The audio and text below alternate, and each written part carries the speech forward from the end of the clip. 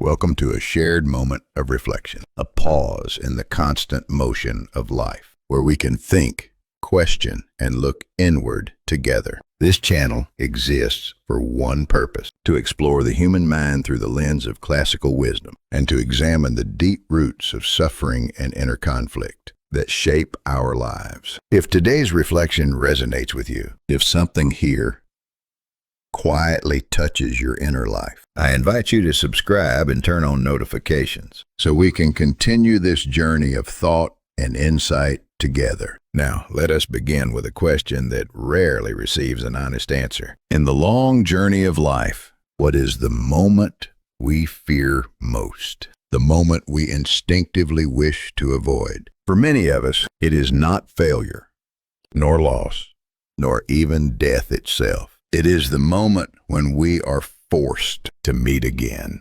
someone we deeply dislike, resent, or even hate. Think back to childhood, to the playground, where you first learned what rejection felt like. Think of adolescence, where rivalry, comparison, and humiliation shaped your sense of self. Think of adulthood, the workplace, the family, the community, society itself. At every stage of life, we encounter people we wish we could erase from our story. And yet, life does not grant us that escape. Buddhism names this experience with chilling precision. Among the 8 fundamental sufferings of human existence, there is one considered especially painful: meeting those we resent and cannot avoid. In classical terms, it is called wanyang huigo, the suffering of being forced to encounter those we despise. This suffering is not accidental. It is not a mistake in the design of life. It is structural. From a psychological perspective, this pain does not arise merely because someone else is unpleasant. Its deeper cause lies within us. We suffer because our own inner world is not yet free from resentment, fear, and unresolved emotion. The person we hate most often reflects something we have not integrated within ourselves. What disturbs us in others is frequently the shadow we refuse to face. Among all forms of human suffering, this one cuts the deepest and lasts the longest. Physical pain fades. Loss eventually dulls. Even grief transforms with time, but the suffering of resentment, of repeatedly encountering someone we cannot escape, etches itself into the psyche. Why? Because it operates where choice no longer applies. There are other forms of suffering we can endure with effort. The pain of separation from those we love, the frustration of not obtaining what we desire, the existential unease that comes with being alive at all. With discipline, reflection, and maturity, we can learn to carry these burdens. But resentment is different. It binds us to relationships we cannot abandon. Parents and children, siblings, colleagues, teachers and students, members of the same community. These are not connections we can simply sever. We must coexist, even while disliking, even while resenting, even while wishing distance were possible. And so we discover the true weight of this suffering. Psychology tells us something unsettling here. The person we resent is not merely an external problem. They function as a mirror. What we perceive in them, hostility, arrogance, weakness, cruelty,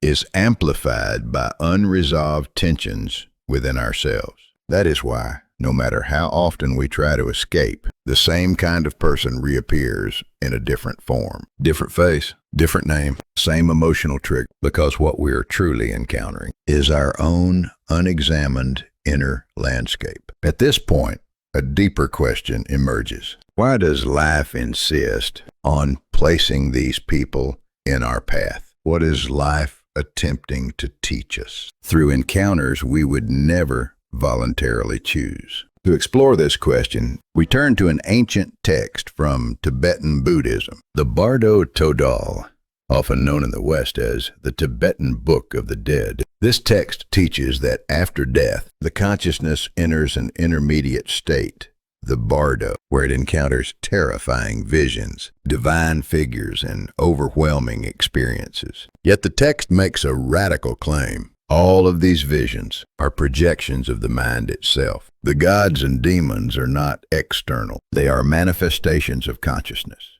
And the text makes something even clearer. This is not only about death. It is about life. The people we hate are not simply them. They are the outward projection of unresolved karma, fear, and attachment within us. In this sense, resentment is not an enemy to destroy, but a message to decode. Therefore, the first step in overcoming this suffering is not forgiveness, not avoidance, and not moral superiority. It is perception. To stop seeing hatred as the other person and begin seeing it as a mirror of unfinished inner work. This is the discipline of observation. To witness resentment without feeding it. To recognize projection without collapsing into guilt or blame. When resentment is seen clearly, it loosens its grip. And when projection dissolves, the encounter that once imprisoned us becomes a doorway to psychological freedom. If this reflection has illuminated something within you, I invite you to continue this journey with us. Your subscription and support are not merely clicks. They are small lights that keep this space of reflection alive.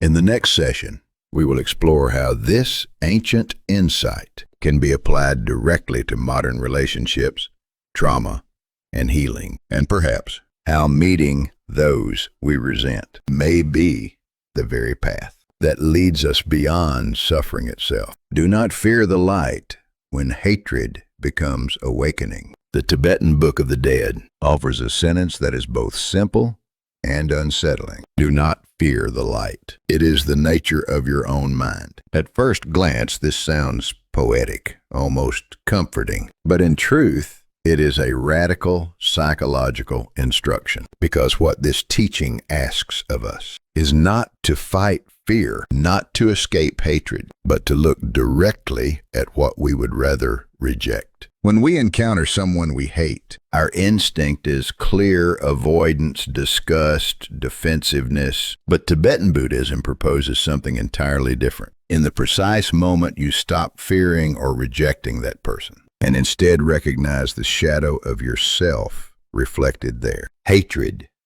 dissolves, and with it, the karmic chain is broken. This moment marks what Tibetan tradition considers the first gateway to liberation, awakening through hatred itself, not by suppressing it, not by morally condemning it, but by seeing it clearly. At the heart of the Tibetan Book of the Dead lies one uncompromising principle. All experience is a projection of mind. What we call good and evil, beauty and ugliness, virtue and corruption, these are not fixed external realities. They are shadows cast by consciousness. To understand that, let us step away from abstraction and look at 5 ordinary situations from modern life. First, rivalry in the workplace. A man hears that his colleague has been promoted. Immediately, jealousy ignites. He tells himself, that person is arrogant, unfair, undeserving. But psychologically, something else is happening.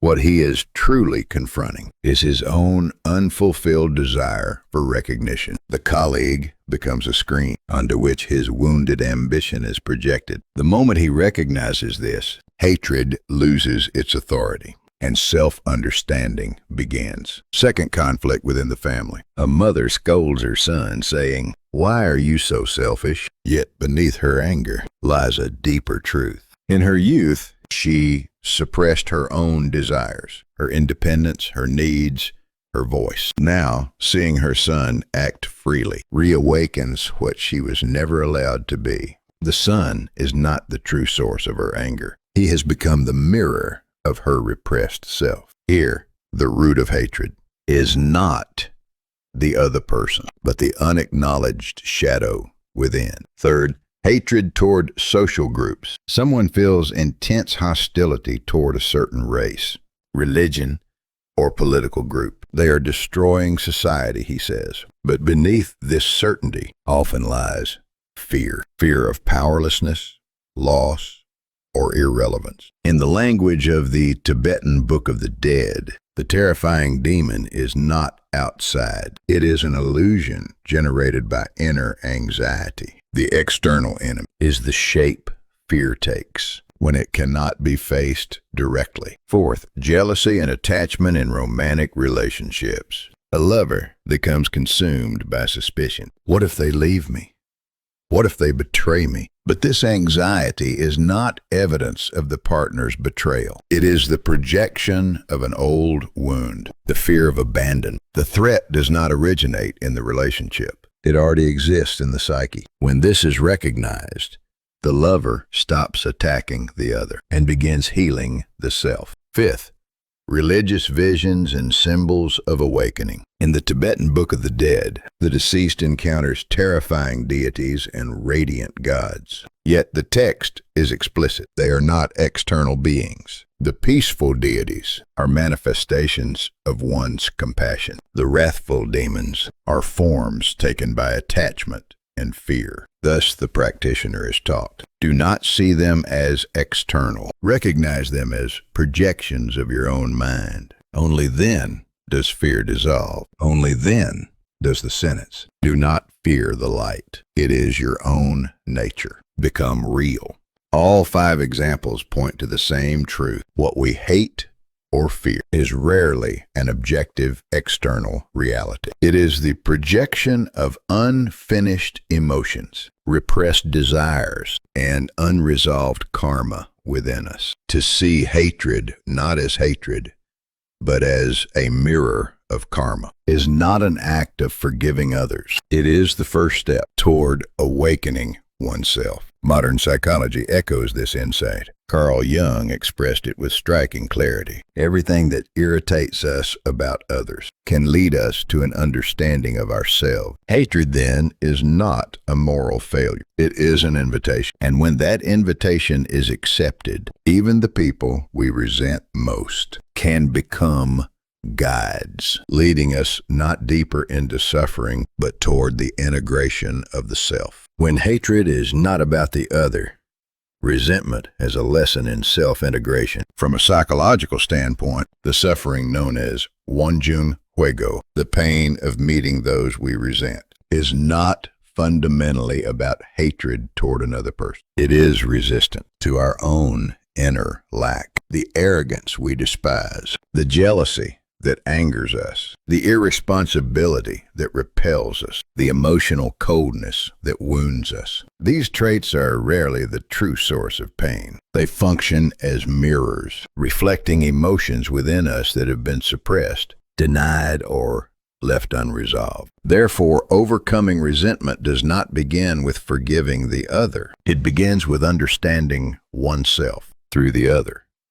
Consider a familiar situation. When a supervisor's authoritarian attitude feels unbearable, what often reacts is not merely injustice, but an unexpressed desire within us to be seen, valued, and acknowledged. When a friend's success triggers jealousy, the pain may arise from realizing that our own potential remains unused. In this sense, resentment is not an enemy to eliminate. It is a signal. Thus, the second stage of overcoming wanjung huigo is this: interpreting oneself through others and transforming hatred into self-integration. From an educational perspective, human beings grow through relationships. Wanjung huigo is not a failure of human connection. It is a living curriculum, training emotional regulation and empathy in real time. Suppressing hatred does not mature us. Escaping it does not educate us. What we need is the courage to treat difficult emotions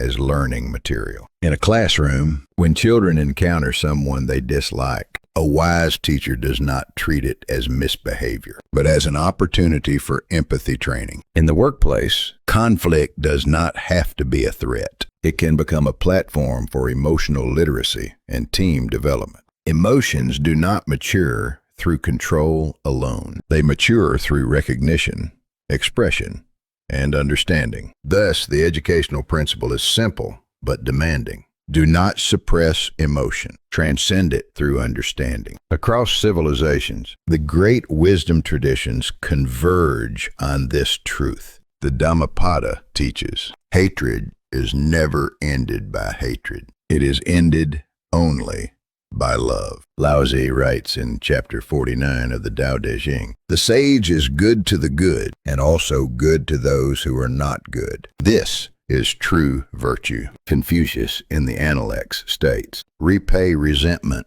with virtue. The common thread is clear." These teachings do not propose resolving relationships by severing them. They propose transforming consciousness itself. Hatred grows when we try to eliminate it, but when we hold it as something to be understood, it dissolves on its own. Wanjung Hogo, then, is not suffering to be avoided. It is the summit of inner practice. The person we hate is often an unresolved fragment of ourselves. Meeting them again is not an accident. It is a compassionate rearrangement by life, a final lesson designed to mature the soul. Therefore, do not flee from this encounter. Observe it. What appears as misfortune may reveal itself as the last gate toward liberation. Consider a concrete example. A man and woman live together for decades. In their later years, the man changes, emotionally withdrawing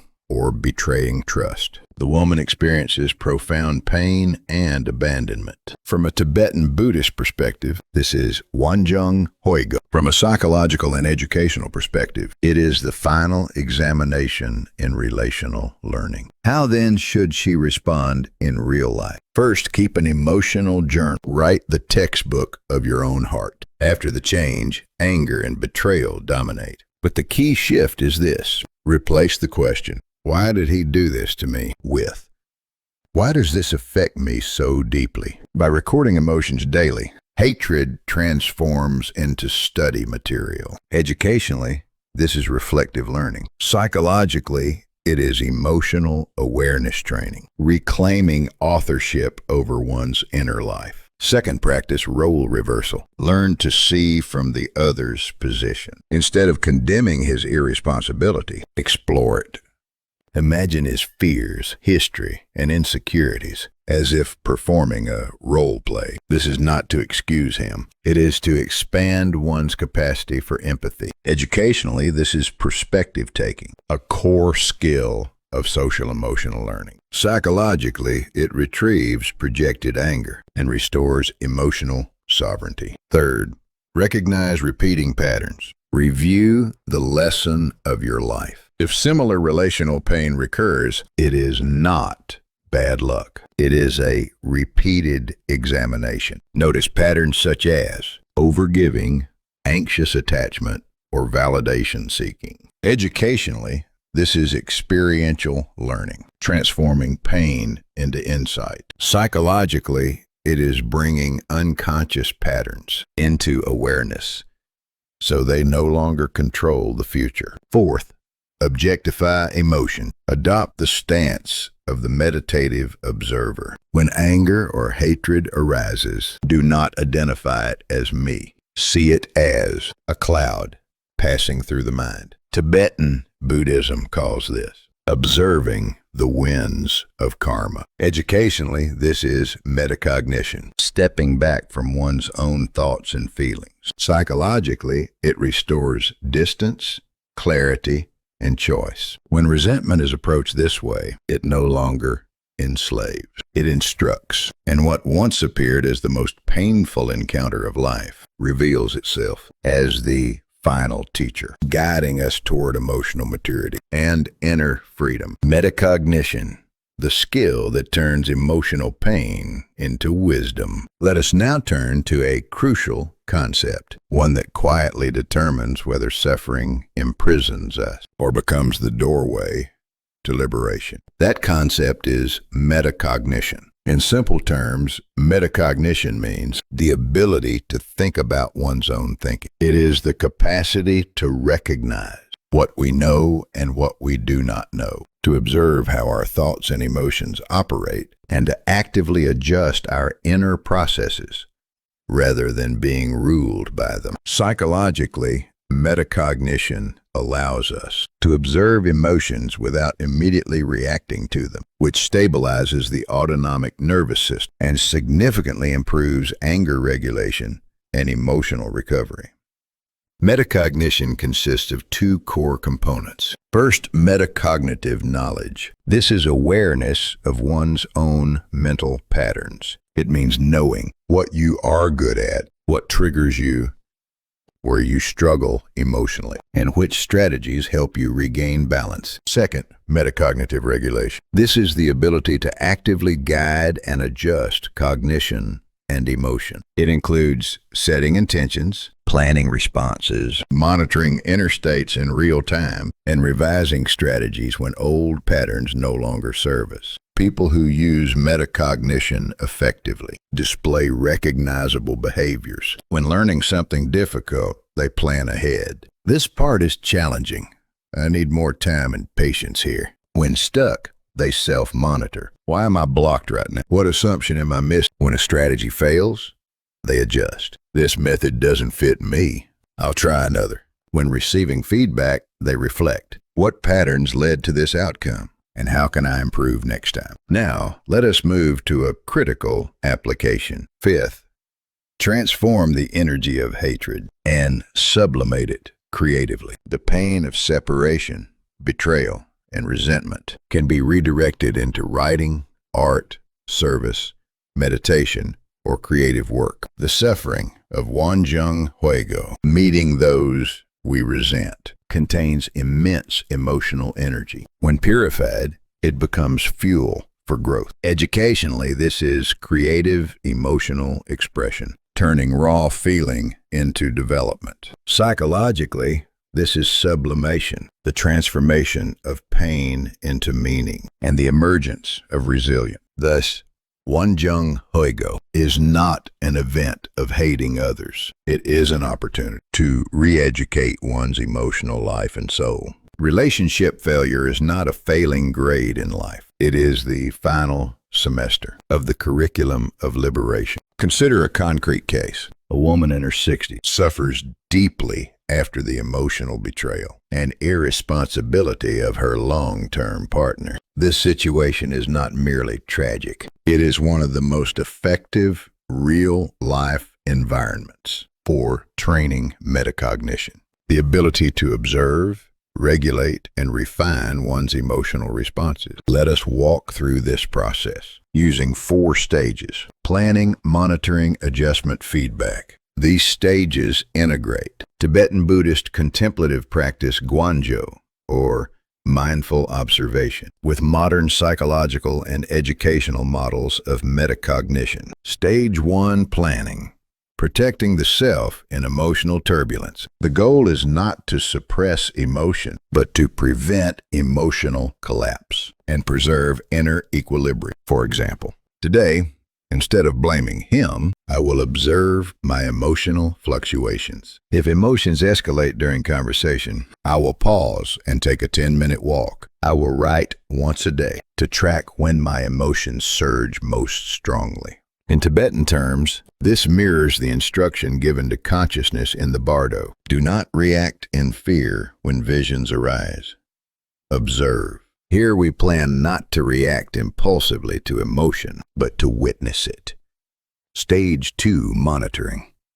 Observing emotion in real time. The goal is to recognize that emotions are not the self, but passing phenomena. When a message arrives from the partner, she pauses for 10 seconds and asks, "What emotion is arising right now? Is this anger, grief, or fear?" She rates its intensity from 1 to 10, making emotional patterns visible. This embodies the teaching. Do not fear the light.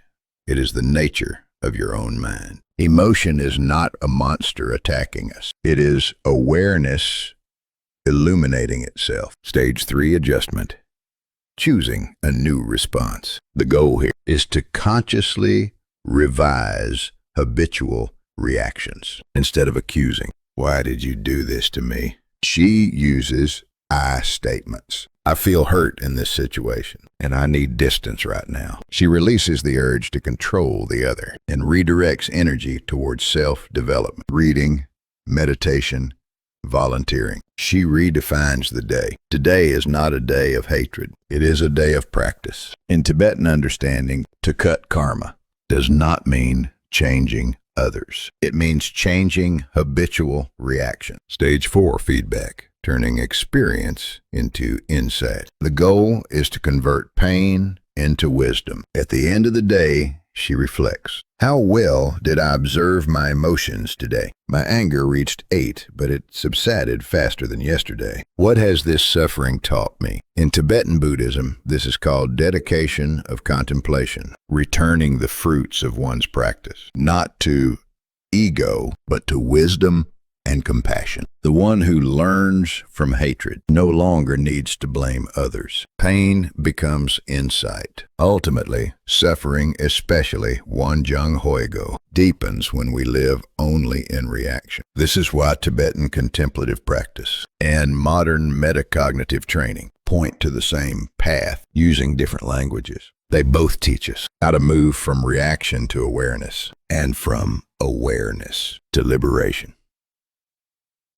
Let us now bring everything together. The final stage of this teaching is not about eliminating emotion, but about learning how to meet it before it overwhelms us. First, planning. This is the moment when we decide in advance how we will respond before emotion takes control. When anger begins to rise, we do not react immediately. Instead, we set a simple intention. What is happening inside me right now? In Tibetan terms, this means lighting the lamp of awareness before the visions appear.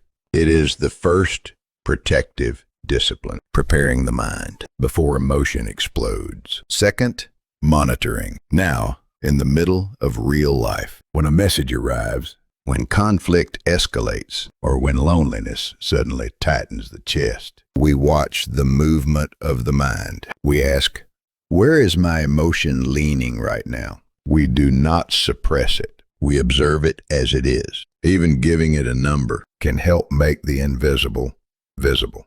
As the Tibetan Book of the Dead teaches, do not fear the light. It is the nature of your own mind. Emotion is not an enemy to flee from. It is awareness revealing itself. Third, adjustment. Once emotion is recognized, we choose a new way of responding. Instead of blaming or withdrawing, we speak from the center of our own experience. I feel hurt in this situation. This I message replaces accusation with clarity. We also release the urge to control the other and redirect that energy toward growth. Meditation, reading, service. Tibetan Buddhism calls this cutting the karmic loop. True freedom begins not when others change, but when our habitual reactions do. Fourth, reflection. At the end of the day, we look back gently. How long did my anger last today? Did it settle faster than yesterday? To record this and transform it into insight is what Tibetan tradition calls the dedication of contemplation. At this point, suffering is no longer endured. It has been converted into wisdom. In summary, these 4 stages are the path across the emotional bardo. Planning prepares us. Monitoring keeps us awake. Adjustment restores choice. Reflection turns experience into insight. And in this process, hatred becomes practice. Pain becomes teacher. Wounds become wisdom. If this reflection has supported your inner journey, your like and subscription serve as a small lamp, keeping this space of contemplation alive.